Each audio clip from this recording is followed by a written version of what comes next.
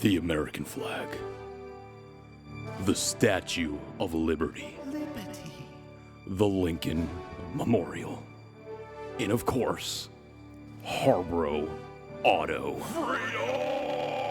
The Dynasty Podcast is brought to you by Harborough Auto. Winner of the 2014 Dealer of the Year Award, Harborough Auto has a glorious inventory of certified pre-owned cars and trucks. Stop dicking around.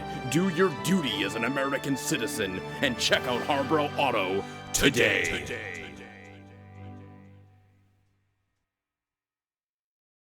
It's time to get things started on the most sensational, inspirational, celebrational, situational. This is what we call the Dynasty Podcast. Welcome to episode number 4 of the Dynasty Podcast. This is Commissioner Eric Costanza broadcasting from Riverdale Studios, and on the phone co-hosting with me is Coach Johnny C. Johnny, tell me, and tell the good people here, who the hell is sponsoring this show? Well, that's got to be Harborough Auto. I mean, when I think of sponsor, the word sponsor, I don't think of any other business. It's Harborough Auto, and that's it. Conversation over. There it is. I like it. I am excited to have you as a co-host. You did your little, your trifecta co-hosting last year with Brian and Matt, and was awesome. And you just surprised me. You had a lot of good hot takes. You had a lot of good opinions and things like that. So I did? Yeah, I think you did. Yeah, I think you had a lot of good things to say, and I think you're gonna do that again here on this show, I hope. And again, you're a co-host, so, feel free to chime in and say whatever it is that's on your mind. Well, I can't be responsible for what the Ludes make me do or make me not do. So, we'll see what happens. Fair enough. So I'd like to kind of first check in with you. Obviously, the coach of the Transgender Satanists, and fortunately, you're sitting at 0-3 right now, but from overall league standpoint, just looking at the Dynasty, how are things going in the first, couple of weeks? How you feeling about, the league in general? Things are going pretty well? I think the league is going as well as it has been in the last few years since we've had this current status quo. And, it's fun as it always is. As for my team, whatever. Bridge year, baby. Bridge year. On 1 year, off another. I appreciate your consistency with that strategy, and we'll see if it pays off for you next year, right? So there's a couple of things I'd like to just go over with you here before we kind of get into the actual show, although we are in the show now, so that makes no sense. However, I think a week or so ago I tweeted out a couple of statistics that some of our Dynasty research group, which basically consists of a bunch of retarded chimpanzees, were able to gather some data. I'd like to just talk to you a little bit about it and maybe get some of your opinions on them. So the first one is 80% of fantasy players out there nowadays are men. Thoughts?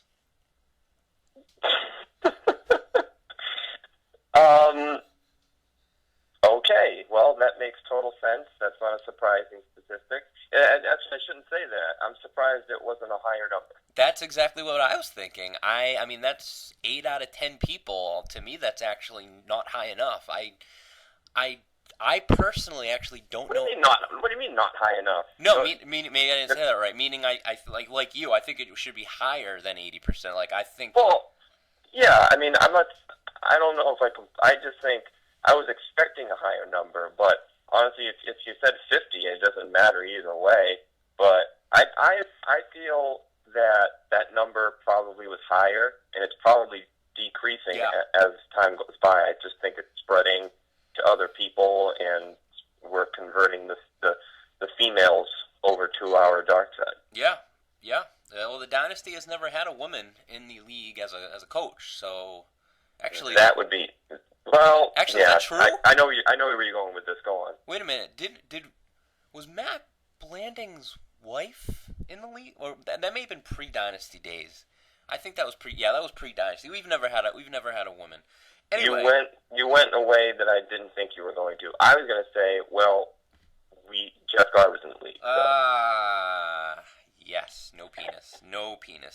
34 is the average age of fantasy players, which I believe that number is increasing as time goes by. The people that have played fantasy for a long time, obviously with each year that those people get older, so that's actually a number that I believe is getting going up as we move forward here. And another thing is the average fantasy coach spends 9 hours per week on fantasy, which I thought was very high. I obviously do quite a bit, and I don't spend that amount of time. So yeah, I mean, that's pretty high. If you say that, and this is no offense towards you, but sure. If you're saying that, and I think in our league, the people who spend the most time, I would put you up there. I'm assuming probably Brandon and the Paluchas. Right. I could be wrong, but I'm based on feel. I think that's who probably spends the most time. And if they spend 9 hours, I would tell them to get a life because that's weird. I mean, I don't even know if I spend. I don't even know if I spend an hour a week. Mm-hmm. I mean, that's nuts. That is a lot. 78% of fantasy coaches have a college degree or higher, which is interesting. And I'm not sure. I think I don't want to say any names or anything, but I'm not 100% sure. But I think 83% of the Dynasty of our 12 coaches have a college degree or higher, which I mean, obviously, is nothing good, bad, whatever about that. It's just random statistic, I guess. Well, yeah, but three of us went to Anna Maria, so that's questionable. That is questionable. The average money spent on an annual basis on fantasy coaches is $111, so that's interesting. And then lastly, one of my favorites is almost $13.5 billion in the last of lost work output in the United States is due to fantasy sports. So basically, the U.S. loses about $13.5 billion per year on folks who play fantasy. Wow. Wow. I'd like to. I'm proud. I think I factor into at least a little percentage of that. Well, yeah, I know I do, and I think the majority of that statistic, or the majority of fantasy players, are the office grunts, the desk jockeys like ourselves. That's probably why. I'm really hoping that our beloved firefighters aren't part of that, because what a story that would be if a nursing home burned to the ground because the firemen were doing their fantasy draft. Yeah, one of these days something like that's going down, and I can't. It has to. It has to. I can't wait for it to happen. So on the show, we're going to discuss Week 3. We'll talk a little bit about the league happenings. We'll have a little power ranking segment. We will have our first in-season trade to announce, and we will preview Week 4. And on the interactive segment, I mentioned last week that we're going to let our hair down. We're going to have a little bit of fun. I know a bunch of you coaches out there, the Brian Cavaliers of the world and whatnot, they really like the interactive segments that are ridiculously stupid and funny. Obviously, we try to switch off a little bit between fantasy relevant stuff and serious stuff and players and ridiculous stuff. We're going to have a ridiculous segment here. Basically, John, let me ask you, one of your pet peeves, as is mine, is regarding our interactive segment. How do I say this? So, citizens that live in the country tend to keep their Christmas lights on and out and on. Little bit, we're seeing a trend here that they're leaving them out way longer than they should be. Basically, you got Christmas, and then you get it through New Year's, and then we'll even give you another week or so. But would you agree that we've noticed over the years that people are leaving their fucking Christmas lights not only out but on, which is an issue, like into February? First of all, John, do you agree with that? And what are your thoughts on that? Oh, Scooper, You've just given me a layup. You've just given... I'm John Stockton and you're Karl Malone. Oh, God. We've discussed this for a very long time, and my feelings are that what is wrong with you? What is wrong with you people? If you want to celebrate Christmas, which if you really want to, Scoop, we could even get into that. Because, as you know, I don't like Christmas. I don't want to celebrate it, but I do out of obligation to the fam. Right. Okay. The children, whatever. The family. I don't believe in any of that crap. So let's just put that aside. Okay. So you celebrate Christmas. Great. You're having a good time with the family. Whatever. Let's put up some lights. Okay. They'll look pretty, I guess. Whatever. So you got about a month. Maybe a little bit more than a month to have those lights up. Like I think you said before, you usually put the lights up, give or take, almost right after Thanksgiving. Some people are doing it fucking on Thanksgiving after they're done eating dinner. I say fucking relax and do it the next day, you cunt. Anyway, you put the lights up, you celebrate it, you enjoy it, you put the tree up and all that crap, and then comes Christmas. All right, it all paid off, whatever. And then Christmas is over. Oh, man, Christmas is over. What are we going to do? Hey, New Year's. We can still have lights up during New Year's. Sure, let's have a party. So you do that. Now the party's over. It's all dead. Now it's fucking like January, and everyone's fucking miserable, okay? And you're thinking, whoa, keep the lights up to shine a little bit of light in the darkness of winter for everybody. Well, you know what I say? Fuck you. There it is. Take the lights down, all right? I'm like, you stupid you stupid light, all right? Because I know the truth, motherfucker. He's lost You're it. not taking the lights down because you're fucking lazy. Now let's take a look into last week's results. Who kicked some ass? Who sucked?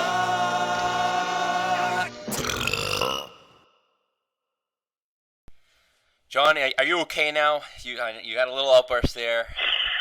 Hey, you brought it up. I know. Okay, that was on you. It is on me. I apologize. We didn't even actually say what we're going to do. So basically, I'm going to call citizens in Norwood, Massachusetts, which is the place that I work, who this past January, February had not only their lights and Christmas decorations out, but they had them on. I'm going to call them. A wise man once said, citizens arrest. You know, us citizens need to take matters into our own hands. Now I'm getting riled up, and we need I'm going to call... Let me jump in. Yes. If I can jump in really quick. Yes. First of all, the wise man that you're referring to who said citizens arrest was Tom Hanks in The Bird. Tom Hanks is a wise man, so technically you're right. I don't know if that's a good source to use that quote, but that's fine. Tom Hanks is a god. Okay, I'll give that to you. However,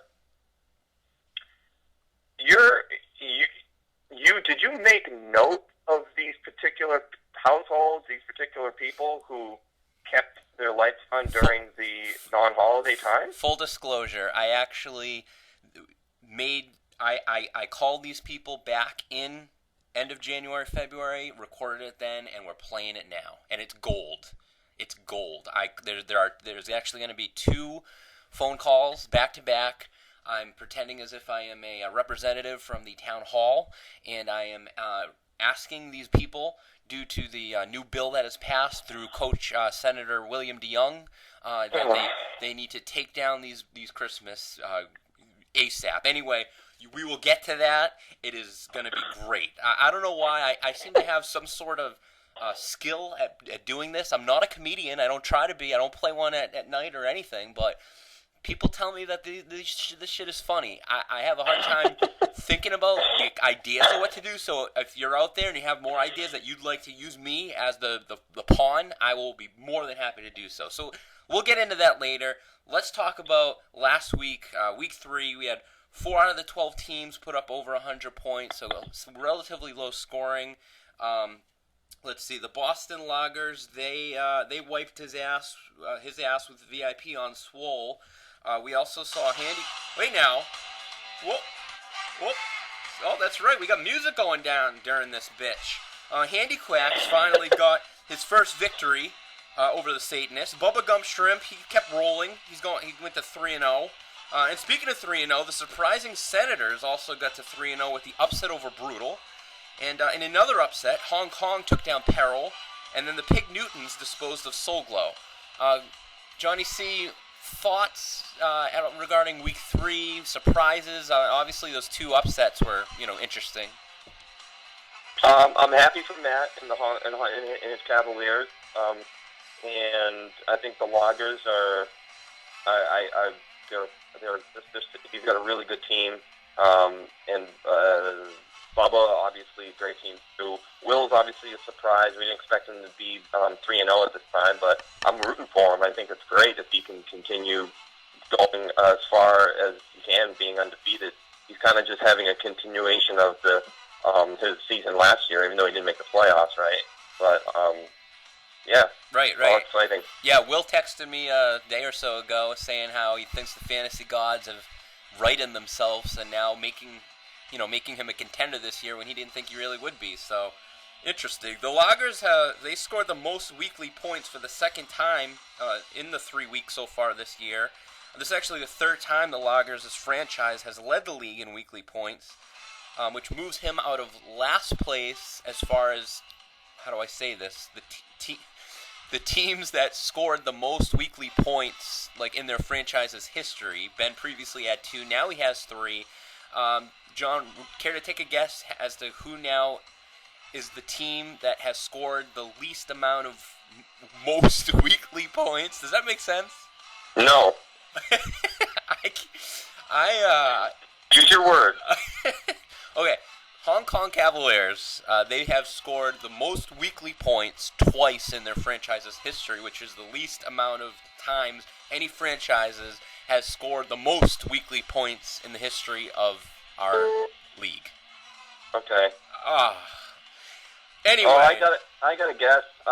Soul Glow. I already said it's Hong Kong. I took away the guessing. Oh, that was the answer. Yeah. So, Soul Glow, he's now under 500 all-time for his all-time record. Kind of been a little bit of a slow, gradual decline since winning that title back in D6, I think it was. Yeah. He's got a 5-game losing streak here now, which is the franchise's longest losing streak. So things better pick up for him quick. I know he's still, rightfully so, thinking his team's got a shot, which they certainly do. But he better start getting some wins quick because, you can't be sitting at 0-5 or 1-6 or something and think you got a shot. Do you agree?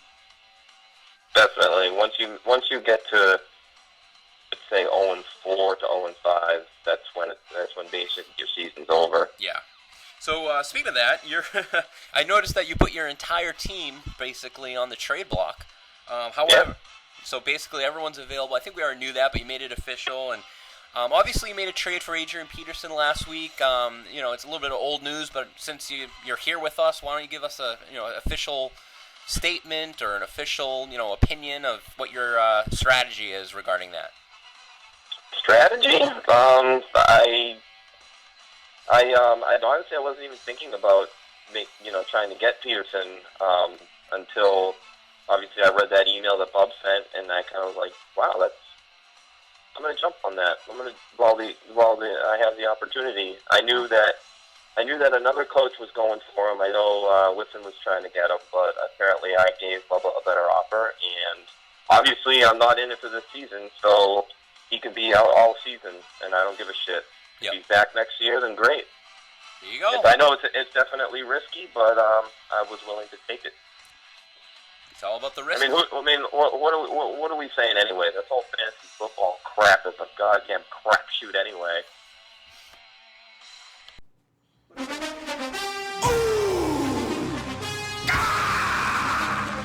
The Power Rankings. Hey, who's number one? Hey, who's second ass?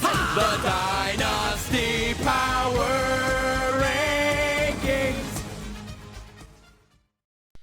All right, so for the first time here this season, back due to popular demand, we got ourselves all members here of the Rankers of the Power Rankings Association.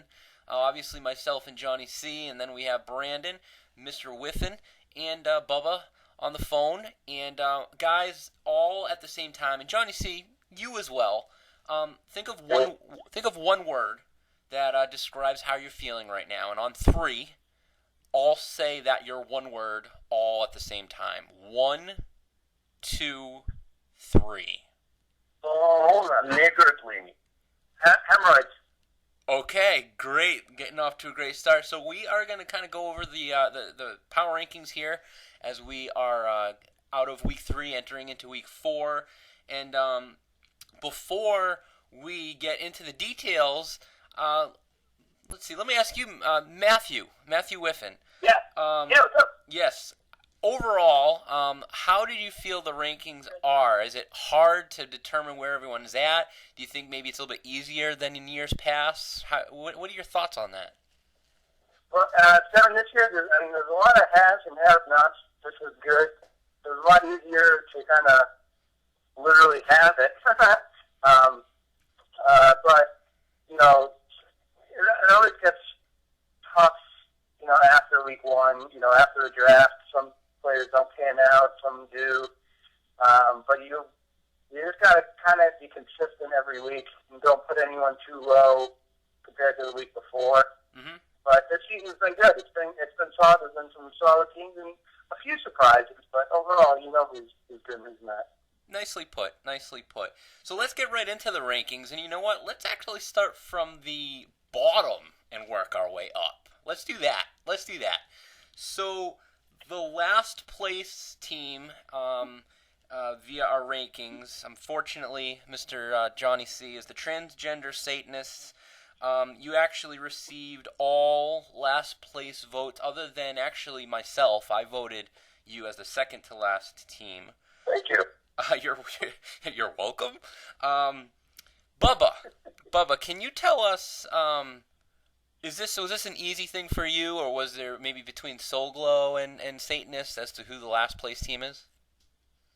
Yeah, it was definitely between those two, but I've ranked John last since the beginning, and he hasn't done much to change my opinion. John, no offense. So that's kind of why I've kept him there the whole time. But Brian certainly has deserved that honor as well. But yeah, well, they're both 0-3. Satanist actually has approximately 40-ish more points. So that's kind of why I voted Soul Glow not last, or I did vote him last, I should say. But I think we're kind of looking at the grand picture. Is that right, Brandon? You kind of look at the grand scheme of things, don't you? yeah. Thanks, Brandon. So he thanks. Great insight there. All right, and then Soul Glow was second to last.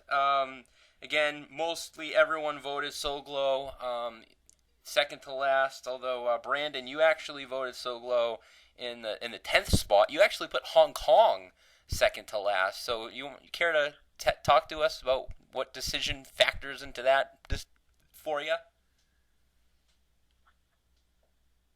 I don't know, man. I think I looked at what I had last week, and I think I had Soul Glow a little higher and moved him down. I could be completely talking out of my ass right now, though. Okay. So yeah, all right, and then VIP was. Oh, and I'd also like to add that I hope Matt takes offense to that. Matt, are you offended? What did he just say? I'm not sure. He said something about talking out of his ass, and that he thinks maybe you were up in his rankings, and you want to move you too high, or I'm not really sure. Brandon, are you okay? I'm good. Okay. You haven't been hitting the head or eating paint chips recently? Nope. Okay. And is this the current Brandon, or is this the future Brandon? This would be present Brandon. Present Brandon. Okay. The next team was Hong Kong at the 10th spot. And then the next team was VIP on Swole. He got all consensus votes as the 9th team. Then the next team was Pig Newtons. He got basically all 6th or 7th place votes other than Coach Johnny C. And actually, Johnny, not to throw you out on a bus, under a bus here, but you actually you probably had the most rankings of all these teams different from all of us. And we'll get into them. The first one was Pig Newton's. You actually had him 4th. So you're actually pretty high on him. Do you kind of explain why you're so high on Pig Newton's? I honestly can't. I just look at the scores and the last week's rankings and the standings, and I kind of just went with my gut. That's all I got. Good. You got to go with your gut nowadays, anyway. Gotta go with the gut. And then we had Brutal after that. Then the Senators right in the middle, which is interesting. He's 3-0, but he's in the middle of the rankings. And this particular team, the Senators, actually, most of us, again, all voted him as either the 7th or 8th team. But, John, you actually had him 2nd. You had him over teams like Loggers and Handy Quacks and myself and some Pig Newtons and whatnot. So, Bubba, do you think it's a little crazy for John to be ranking the Senators 2nd right now? Or Well, I personally don't agree with it, but that's why I think having 5 rankers is a good thing, because it kind of averages out anyone who is a little higher or lower than any one particular team. So, it's a decent own when they're ranking, I suppose. I believe that's Carpe Diem in Latin. I'm just gonna jump in here and just make sure everyone knows for the record that Carpe Diem does not mean that. I believe it is. I believe it is. I think so.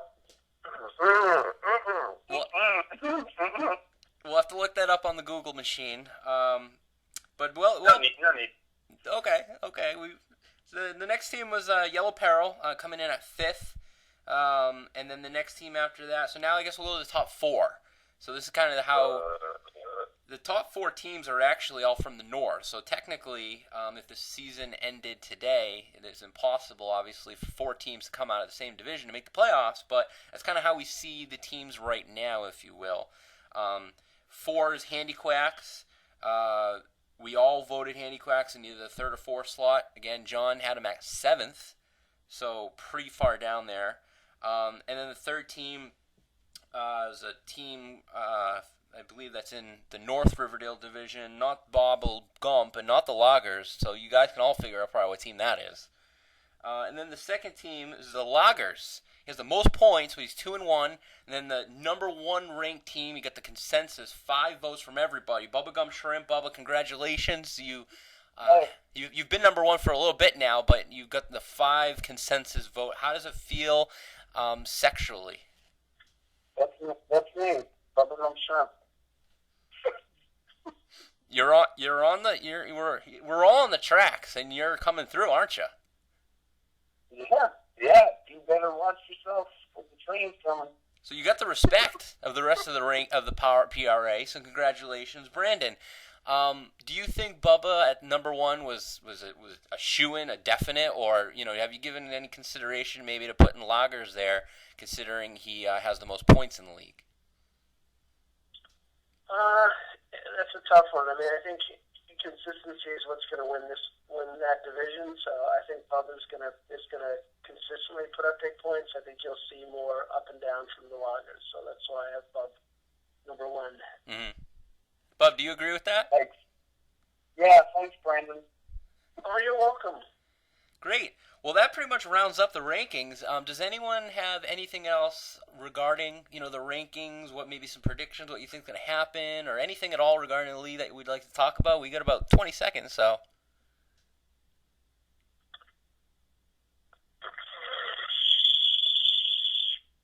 Shit. Okay. Well. 10 more seconds. 10 more seconds. We do have, yes. Anything. Hemorrhoids. Okay. Well, thank you, everyone, for joining, and we all look forward to the rankings, and we'll maybe join again later on in the season and see where we're at then.